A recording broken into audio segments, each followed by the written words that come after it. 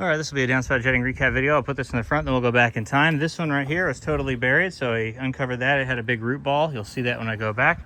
But that was the only one I found that was completely buried. It also, again, was clogged at the other sides, of both ends.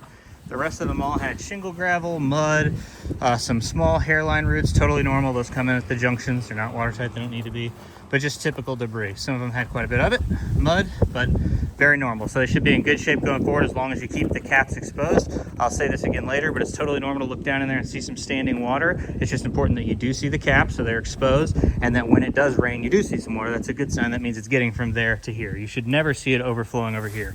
Also, I'll point out, I fixed this for you. This was off to the side and it just wasn't quite long enough, and that's why it was washing out. I don't think this one was actually clogged, not blocked anyway. It had stuff in it, but it wasn't blocked.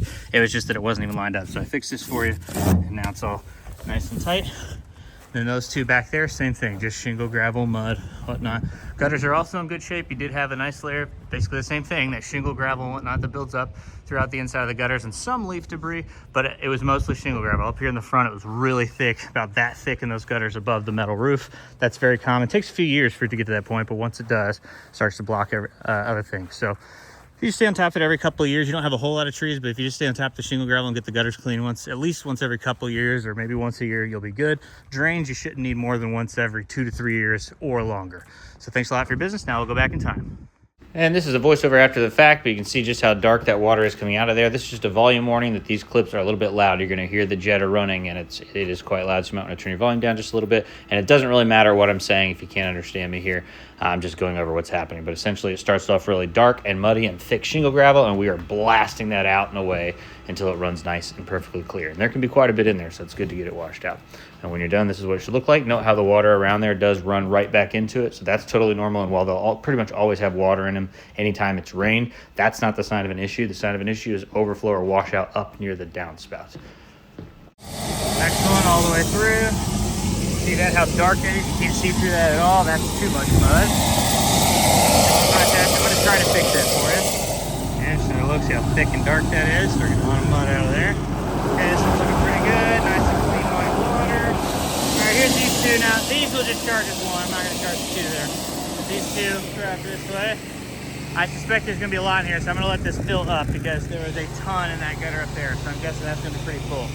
So I'm just going to let this one flush for a little bit. Yeah, this one's got a lot of room and material and debris coming out.